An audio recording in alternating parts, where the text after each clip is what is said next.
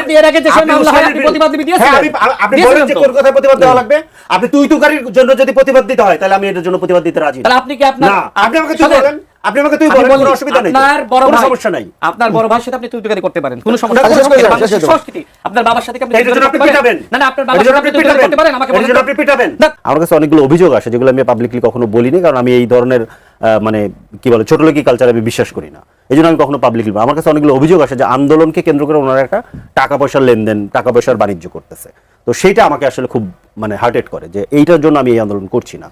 হ্যাঁ, so ultimately তখন ধরেন ওই তাদের সাথে আর পথ চলাটা হয় না। তো আন্দোলন আমরা যেটা অর্গানাইজ করেছি, যে আন্দোলনের one of the main organiser আমি, উনি নিজে বলতে পারবেন না, ওনার সেই সময়কার ধরেন আরো 10 জন ধরেন অর্গানাইজারকে ডেকে এনে উনি যদি সরাসরি কথা বলতে চায় উই ক্যান মানে ডিসকাস, ওটা উনি বলতে পারবেন। আন্দোলনের one of the main organiser আমি, ওয়ান অফ দ্য ব্রেন, আমার ব্রেন চাইল্ড এটা, যারা আমরা ব্রেন চাইল্ডের এই আন্দোলনটা আমরা ডিজাইন করেছিলাম, আমি তাদের একজন। আমার এই আন্দোলনের থেকে নিজেকে সরিয়ে নেওয়ার কিছু নাই, আমি আসলে তাদের সঙ্গ ত্যাগ করেছিলাম, আন্দোলন থেকে ত্যাগ করছি, ব্যাপারটা তা না। সো এইটা দেখা দেওয়া দরকার ছিল।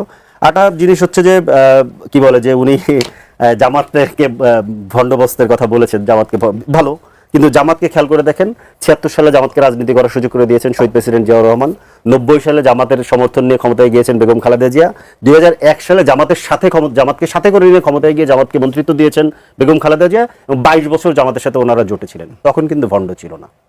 খুব ইন্টারেস্টিং কিন্তু। আচ্ছা, আরেকটা হচ্ছে যে ওনারা খুঁজে দেখতে পাচ্ছেন না, ওনারা সরকারে আছেন, ওনার কাছে পুলিশ আছে, রাষ্ট্র আছে, গোয়েন্দা সংস্থা আছে, সবকিছু আছে, কিন্তু কারা হামলা করেছে এখন ওনারা দেখতে পান নাই এটা।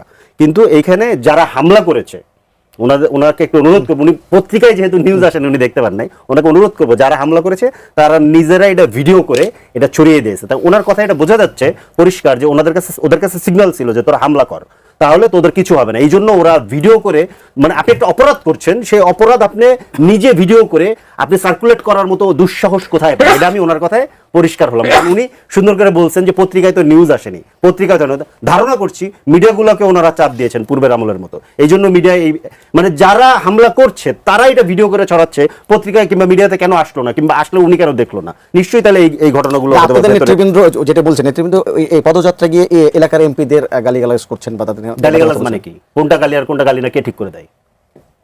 কোনটা গালি? উনি গালি দেন না, উনিও তো গালি দেন। গালি কোনটা গালি না কি ঠিক করে দেয়? আমরা কি গালির অভিধান ঠিক করছি? এবং গালির অভিধান করে আমাদের পার্লামেন্টে কিংবা ধরেন আমরা কি আইন পাস করছি যে এই গালি দেওয়া যাবে না? আমরা কি এটা করছি? যতক্ষণ পর্যন্ত করি নাই, গালি দিলে যদি আপনার মানহানি, আপনি মানহানি মামলা করেন। রাজনৈতিক শিষ্টাচারের একটা ব্যাপার আছে। শিষ্টাচার কে ঠিক করে দিচ্ছে?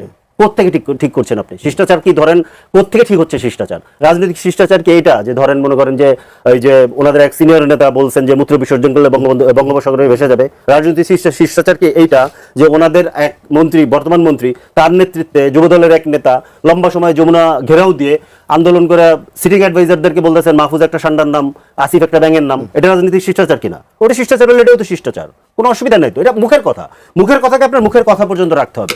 আপনি একটা জিনিস খেয়াল করবেন, সহিংসতা এবং উস্কানি আপনি বলছেন না, উস্কানিকে সহিংসতার অজুহাত বানায় কারা? যাদের কাছে ক্ষমতা থাকে।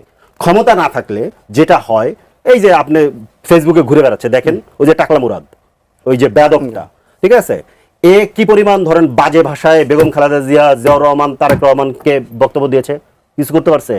ওর কথা বাদ দেন, শেখ হাসিনা কি বলছে, এগুলো সব বাদ দেন আপনি। এই যে যাকে রাখার জন্য 2 বছর ধরে সংবিধানের মাথা উল্টায় ফেললো, চুপ্পুর অন্তত গোটা ডজন খানেক আপনি ভিডিও পাবেন এই 3 জনকে নিয়ে যে ভাষায় সে আক্রমণ করেছে। কিছু করছে? বঙ্গভবন যে হামলা করেন নাই কেন করেন নাই?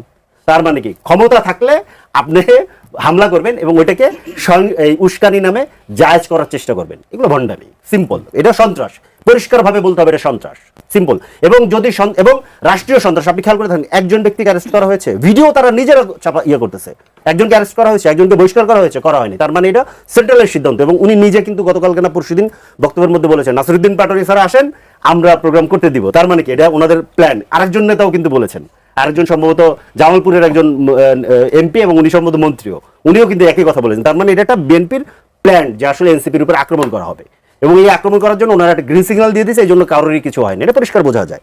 নাসিরউদ্দিন পাটোয়ারি নাকি উনিকে ফোন করে বলেছিলেন যে আর গালাগালি করবেন না। হ্যাঁ, এইটা আমাদের ব্যক্তিগত ব্যাপার, আমি এটার মধ্যে যেতে চাই না। আমি সামনে যেটা হয়েছে সেটা দেখতে চাই, আমি ব্যক্তিগত আলাপের মধ্যে যেতে চাই না। আচ্ছা, আরেকটা জিনিস হচ্ছে উনি মির্জা ফখরুল ইসলাম আলমগীরের টেনেছেন, মানে ওনাকে যোগ্যতা আপনি যাকে যোগ্য মনে করবেন আমারও তাকে যোগ্য মনে করতে হবে। What is this? এটা কি রে ভাই? এটা ফ্যাসিবাদী আচরণ। আমি মির্জা ফখরুল ইসলাম আমি নিজে বক্তব্য দিচ্ছি, আপনি শোনেন। মির্জা ফখরুল ইসলাম আলমগীরকে আমি স্বীকার করি, উনি ফ্যাসিবাদ বিরোধী আন্দোলনের আমাদের রাজপথের সিপাহ সালার ছিলেন, কোনো অসুবিধা নাই। বাট উনি নিজে 2 দিন আগে যে কথা বলেছেন, এরপরে তো ধরেন আমিও মনে করি যে ওনার এই পদে থাকার নাই, সক্ষমতা নাই কিংবা যোগ্যতা নাই। কেন? উনি নিজে 2 দিন আগে বলতেছেন যে কোনো কিছুই বদল হয়নি, সব আগের মতোই ঘুষ দুর্নীতি চলতেছে। ভাই কোনো কিছু বদল হয় নাই, সব আগের মতো ঘুষ দুর্নীতি চলতেছে। আপনি 6 মাসে কি করলেন? আপনাকে তো এই যে আপনি যে লালবাতি জ্বালিয়ে যে গাড়ি চালান, জেসি গাড়ি, আপনি যে এসি রুমে বসে অফিস করেন, যে হেয়ার রোডের যে বাংলোতে থাকেন, এগুলো সব পাবলিকের ট্যাক্সে পয়সা হয়, এবং এগুলো ঠিক করার জন্য পাবলিক আপনাকে ভোট দিয়ে ওই পদে পাঠিয়েছে। ঠিক করতে না পারলে ছেড়ে দেন, তার মানে আপনার যোগ্যতা নাই। এটা আমি বলতেছি ভাই, ওনাকে যদি আমি যোগ্যতা মনে করতাম তাহলে আমি ওনাকে নেতা মেনে আমি বিএনপি করতাম। খুব সিম্পল। আমি তো ওনাকে যোগ্য মনে করি না বিধায় তো আমি অন্য একটা দল করি। তো এইটা আমি বলতে পারবো না। ও এটা বললে কি শিষ্টাচারের সমস্যা হয়ে যাবে? তাহলে এটা বলার জন্য আমার কি করা লাগবে? তাহলে এইগুলো আপনারা বার ঠিক করেন। সংবিধান যেহেতু সংশোধন করতেছেন, সংবিধানে ঢুকান। আপনাদের যেহেতু একজন বিশিষ্ট সংবিধান বিশেষজ্ঞ আছেন, যিনি 72-এর সংবিধান, ফ্যাসিবাদী সংবিধান, মুজিববাদী সংবিধান রক্ষা করার জন্য আধা জল খেয়ে ধরেন নেমে আসেন গত 2 বছর ধরে। পুরো গণঅভ্যুত্থানকে উনি ধরেন খেয়ে ফেললেন, গিলে ফেললেন গণঅভ্যুত্থানকে। আপনি গণভোটের এখন কোনো কথা নাই, সংস্কারের কোনো কথা নাই, শুধুমাত্র ধরেন বিরোধী দলের উপরে দমন পীড়ন। এটা কেন করতেছে জানেন? এটা করতেছে হচ্ছে কি আগামী নির্বাচন আবার ম্যানিপুলেট করবে। বিএনপির পুরনো খাসলত আপনি খেয়াল করেন, বিএনপি সহজে কিন্তু এর আগে কখনো ক্ষমতা ছাড়ে নাই। পুরনো খাসলত, সে যায়া ঝামেলা করবেই। নির্বাচন আসবে, নির্বাচনকে ম্যানিপুলেট করার চেষ্টা করবে। সেটার উপকরণ অলরেডি দেখা যাচ্ছে। কিরকম? একটা জিনিস বলি, তাদের দলের মধ্যে কাজ করা একজন লোককে নির্বাচন কমিশনে অতিরিক্ত সচিব হিসেবে নিয়োগ দিয়েছে। সমস্যাটা হচ্ছে এইখানে, বিরোধী দলকে মাইরা পিটায় দলের উপরে রাখবে, এবং এই যে ইলেকশন কি বলে ইলেকশনকে ম্যানিপুলেট করার যে পুরনো মেকানিজম সেটা শুরু করবে।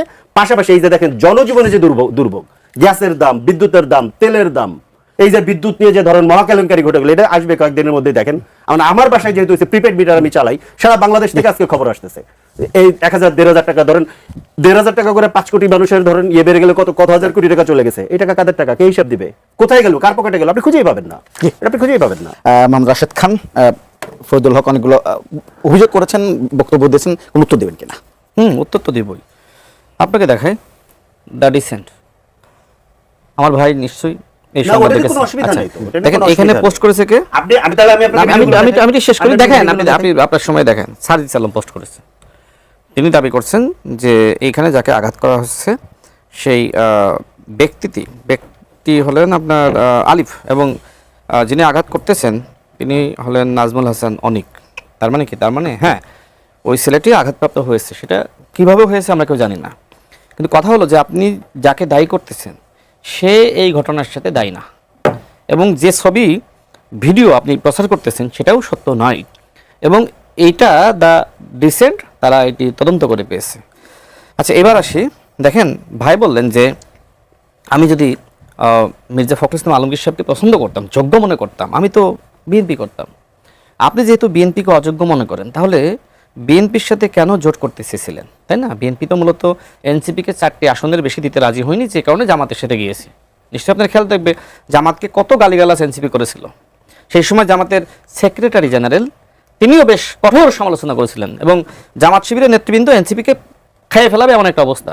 ছাত্র সংসদ নির্বাচনে নানান কৌশলে এনসিপির ছাত্র সংগঠনকে তো হারিয়েই দিল, যেখানে তাদেরই জেতার কথা ছিল। আব্দুল কাদের যেখানে ভিপি হয়, সেখানে ছাত্রলীগের সাবেক নেতা শিবির নেতা আপনার সাদিক কায়েম ভিপি হয়ে গেল।